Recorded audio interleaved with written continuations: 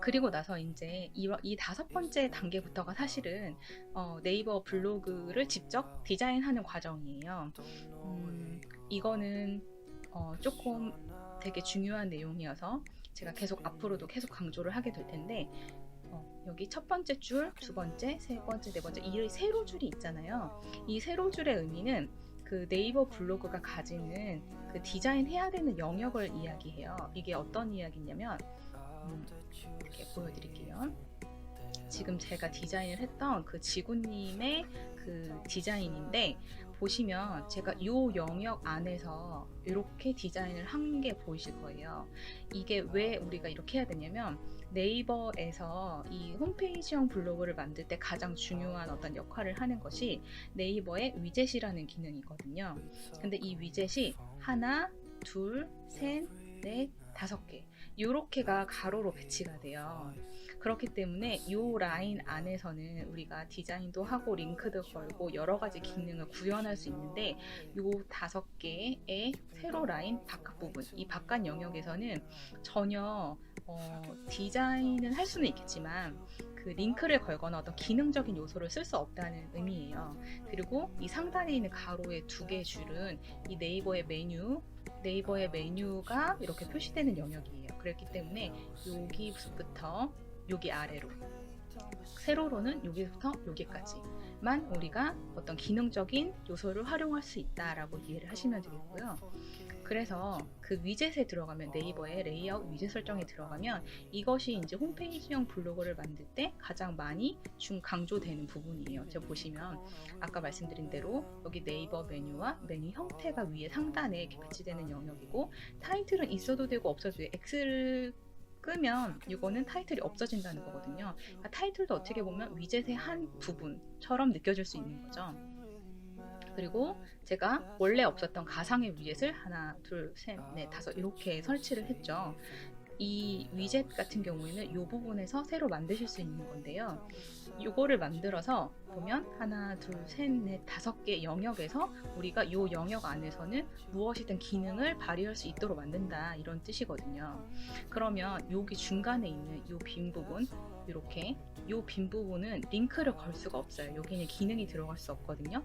그렇기 때문에 전에 보면 이렇게 가이드라인에서 여기에 이렇게 비어있는 공간들 있잖아요. 이 공간들에는 링크를 걸 수가 없어요. 그래서 보시면 제가 여기에 링크를 걸 수 있게 이렇게 기능을 만들고, 또 여기 위젯 안에서 여기에 링크를 걸 수 있게 이렇게 만들고, 또 여기는 링크가 안 들어가요. 그리고 이쪽에서도 링크를 걸 수 있도록 이렇게 만들었거든요. 그러면 아래에도 위젯을 이렇게 또 6번, 7번, 8번, 9번, 10번 이렇게 만든다면 이 부분에는 링크가 들어갈 수 있다, 이런 의미예요. 그러니까 이 부분을 좀 이해하고 있으셔야지만 이제 디자인에 좀 적용을 하실 수 있거든요. 조금 더 키워서 보면, 저 같은 경우에는 위에다가 상단에다가 이렇게 5개씩 위젯을 배치를 했고, 이 위젯이라는 거는 투명한 공간을 여기다가 임의적으로 만드는 거예요. 여기 영역이 사실은 글의 본문 영역이 되게 되는데, 이 투명한 위젯이 없을 경우, 처음에는 없잖아요. 이게 없을 경우에는 이 본문의 영역이 위로 이렇게 올라갑니다. 그러면 글이 여기서부터 시작이 되는 거예요. 근데 우리는 여기 부분을 디자인으로 지금 만들어야 되기 때문에 이 부분을 인위적으로 공간을 띄워주는 거예요. 그래서 이 공간의 크기는 각자가 원하는 대로 만드실 수는 있지만, 어찌됐든 간에 이 크기 하나의 위젯 크기 자체가 그 한계가 있어요. 무한대로 만들 수 있는 게 아니라 요 세로 높이가 600이에요. 그래서 이 600이 세로가 늘어나게 되면 우리가 그 아래 공간을 또 띄우고 싶으면 또 위젯을 붙여야 돼요. 그만큼을 붙이고 나야지 글이 이렇게 표현이 되게 돼요. 그러면 이 프로필 영역이라든지 카테고리 영역 같이 원래 상단에 있었던 영역들이 아래로 내려오게 되는 현상이 벌어지거든요. 그래서 홈페이지형 블로그를 보시면은 이런 요 기본적인 요소들이 다 아래로 배치가 되어 있죠.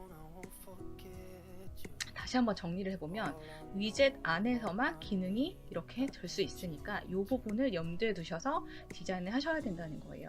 그래서 요거 여기까지 좀 이해가 되시나요? 제가 말씀드린 부분이 좀 이해가 되셔야지 되는데, 여기를 한번 제가 설명을 해볼게요.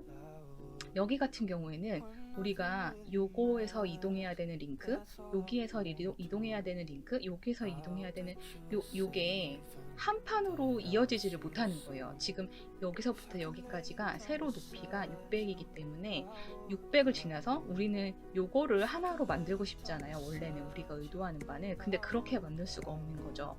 위젯이라는 것 자체가 이렇게 쪼개져 있기 때문에 우리가 여기서부터 여기까지가 600이었다면 얘를 다시 한 판으로 쪼개서 여기 링크는 여기로 가게, 여기 링크는 여기로 가게, 이렇게 나누어 주어야 되는 거예요.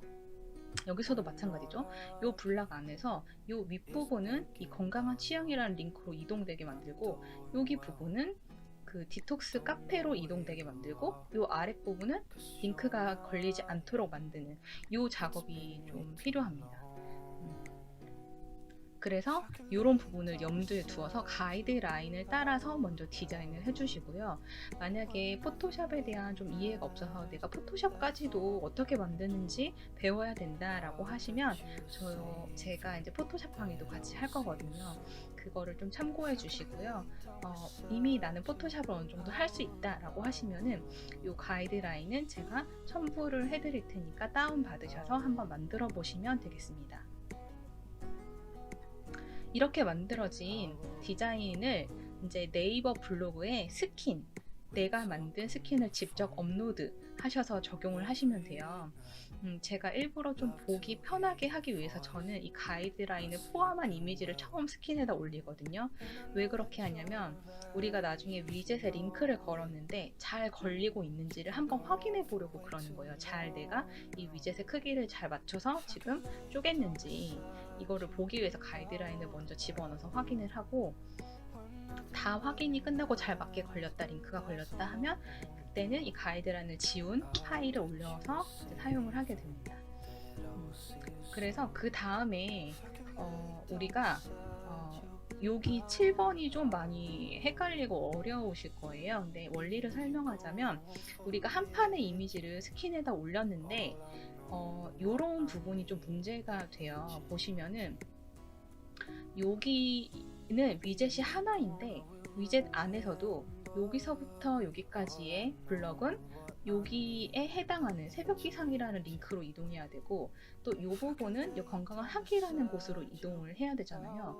그렇기 때문에 이 이미지를 어떤 사이트에다가 업로드를 하게 되면은 그 사이트에서 이 위젯 안에 여기서부터 여기까지의 위치 정보, 여기서부터 여기까지의 위치 정보, 여기서부터 여기까지의 위치 정보, 이런 식으로 이 위젯 안에서의 위치 정보 X, Y 값을 알려주게 돼요. 이게 왜 필요하냐면 이 위치 정보, 이 박스의 위치 정보, 예를 들면 여기가 0이고 여기가 0,0이라고 하고 여기가 150,600 이런 식으로 위치 정보가 있다면 여기에는 0,30 이런 식으로 나올 거잖아요. 그러면 요 위치 정보 요거를 가지고 여기서부터 여기까지만 링크를 걸겠다라고 그 위젯 안에다 정보를 써줘야 되거든요. 그렇기 때문에 우리가 요 위젯 안에서 잘라진 이미지를 어떤 사이트에 업로드해서 이미지의 위치 정보를 알 수 있기 위해서 요 판들이 필요합니다. 이거를 이미지 매핑이라고 하는데요. 좀 어려우니까 다음에 제가 이 부분의 강의를 할 때 조금 더 집중적으로 실습을 해보면서 이해를 하면 조금 더 쉬울 것 같아요. 어찌됐든 간 지금 이 위젯 안에서 디자인이 된 요 중간중간에 어떤 조각들, 이게 필요한 이유는 결국은 요 부분을 링크를 걸고 요 부분을 링크를 걸고 이렇게 따로 하기 위해서 그런 거죠. 사실 이 세 개의 이미지 같은 경우에는 따로따로 링크를 걸 필요가 없잖아요. 한 판이 같은 링크로 이동하기 때문에 이미지 매핑이 사실 필요는 없는데, 다 이거 방법 다 따로따로 하려면 더 헷갈리기 때문에 저는 똑같은 방법으로 하는 거를 그냥 알려드리려고 해요. 그리고 이게 왜 필요하냐? 그러면 여기 첫 번째 위젯이 아까 말씀드린 요 첫 번째 위젯이잖아요. 그러면 우리가 요 위젯을 어디다 써먹느냐? 요 첫 번째 위젯에 이렇게 들어가 보면 이 위젯을 수정할 수 있게 되어 있는데, 여기 나오네요. 위젯의 크기가 가로 170에 세로 600까지만 지원이 된다라고 했고, 위젯은 최대 20개까지 사용할 수 있어요. 그러니까 우리는 지금 여기 10개의 위젯을 상단에 사용을 한 거죠. 그러면 여기 이 위젯 코드를 입력하는 부분이 있는데, 여기 코드에 내가 어떤 내용을 쓰느냐에 따라서 이 안에서 링크로 이동할 수도 있고, 잘 생각해 보시면 우리가 블로그에 글을 쓰게 되면 그 블로그에 여기에다 뭔가 링크 주소를 걸어주면 링크로 이동하잖아요. 그런 식으로 이 위젯 코드 안에서도 내가 어떻게 쓰느냐에 따라서 링크를 걸 수 있게 만드는 그런 그 문법 같은 게 있어요. 그래서 그 문법을 쓰는 방법은 제가 그때 강의에서 이렇게 알려드릴 건데, 미리 보기로 한번 해보면 이렇게 만들어진 이 코드를 여기에 긁어서 컨트롤 C 해서 여기에다 붙여넣기 하면 여기 안에서 어떻게 움직여라 라고 하는 어떤 그 약속이 정해지는 거예요. 그러면 그거에 따라서 여기에 해당하는 그 위치 안에서의 링크가 생성이 되는 그런 방식이에요. 그러면 제가 좀 설명하는 게 헷갈리시니까 직접 지구님의 홈페이지를 한번 들어가 볼게요. 지금 보시면 이게 그 습관 실천가 지구님의 그 홈페이지형 블로그입니다. 지금 보시면, 자, 요거를 한번 제가 링크를 해볼게요. 이렇게 화살표가 되어 있다가 이렇게 내려오면 링크가 이렇게 걸리는 방식인데요. 링크를 눌러보면 아까와는 다른 새 창으로 뜨게 됐죠. 이게 제가 아까 말씀드린 대로 메인, 어떤 글을 읽더라도, 어떤 글을 쭉 읽고 있더라도 여기를 누르게 되면 가장 메인 화면으로 돌아가는 링크예요. 여기 한번 눌러볼게요. 그러면 여기 새벽 기상 독서라는 카테고리로 이동했죠. 이런 식으로 이 원래 가지고 있는 네이버 블로그의 카테고리에 링크를 거는 그런 방식이에요. 그런데 여기 보시면 이렇게 잘려져 있는 게 보이시죠? 제가 아까 말씀드린 대로 이쪽에 위젯에서 위의 부분을 잘라낸 거예요. 이미지 좌표를 여기서부터 여기까지 얻은 거죠. 여기도 마찬가지로 보시면 이렇게 옆에 위젯에서 이미지 좌표가 잘려 있는 걸 보실 수 있어요. 똑같은 링크로 이동은 하지만 우리가 이걸 하나로 링크를 걸 수가 없는 이유가 여기 사이에 링크가 잡히지 않는 위젯과 위젯 사이에 공간이 있기 때문이라고 아까 말씀드렸죠. 얘도 마찬가지예요. 건강한 한 끼 링크 걸면 이렇게 건강한 한 끼라는 그 내부 카테고리로 들어오게 됩니다. 이쪽으로 들어오게 되고요. 그러면 건강한 한 끼에 쓰신 글만 이렇게 모아서 볼 수가 있겠죠. 그러면 여기 디톡스 스무디도 한번 눌러볼게요. 디톡스 스무디는 이쪽 눌러볼까요? 이렇게 눌러보면 디톡스 스무디 글 이렇게 오게 돼요. 아까 제가 말씀드린 대로 그 지구님은 이렇게 건강한 야채 주스라든지 스무디 이런 거를 레시피를 막 알려주세요. 그리고 녹즙기나 블렌더에 대한 어떤 리뷰도 알려주시고, 건강한 그 디톡스나 식단에 관심이 많으신 분은 지구님의 그 글들을 많이 보시면 되게 좋을 것 같아요. 그리고 이렇게 공지 보시면 디톡스 프로그램 어떻게 하는지 막 공지에 벌써 66명이나 이거 신청을 하셔가지고 되게 인기가 많으신 것 같아요. 그리고 여기 이 부분 디톡스로 건강해지고 라는 네이버 카페거든요. 여기를 클릭해보면 네이버 카페로 이동하는데, 지금 지구님이 신청하셔가지고 그 참여하시는 그 멤버들만 초대를 하시는 것 같아요. 비공개 카페를 운영하시더라고요. 그래서 관심 있으신 분은 저 공지 신청하셔가지고 여기 카페 초대받으시면 될 것 같아요. 그리고 인스타그램도 볼게요. 인스타그램 눌러보면 지금 지구님이 공식적으로 운영하시는 인스타로 이동이 되는 것 같아요. 그리고 여기만 이렇게 되는 이유를 아까 제가 설명드렸죠. 위젯 아랫부분에서 여기까지 잘리는 거예요. 그리고 이 부분은 한 판으로 이어가고 싶지만 안 되는 이유를 제가 설명드렸죠. 이렇게 위젯이 잘리기 때문이거든요. 다시 이렇게 잘리는 거 보이시죠? 똑같은 링크로 이동이 되지만 어쨌든 네이버 위젯 안에서는 이걸 한 판으로 움직일 수 없고 이렇게 위젯 길이만큼씩 움직인다. 그러니까 우리가 디자인을 할 때 이 위젯의 위치를 잘 생각해서 하셔야 된다는 걸 알 수 있을 거예요.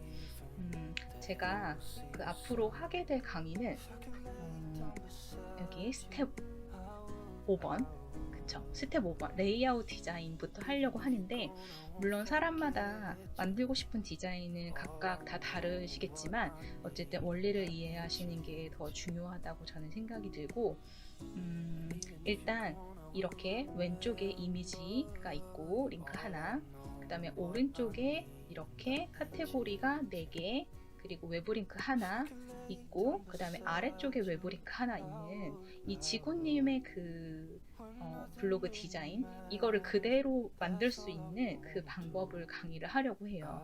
예를 들면 이 오른쪽에 있는 카테고리를 왼쪽으로 옮기고 왼쪽에 있는 인스타그램 링크를 오른쪽으로 옮기고 싶다라고 하시는 분도 있겠죠. 그러면 일단 이 포맷을 따라해 보시고 요거를 이쪽으로 옮기는 방법을 조금 고민해 보시면 좋을 것 같아요.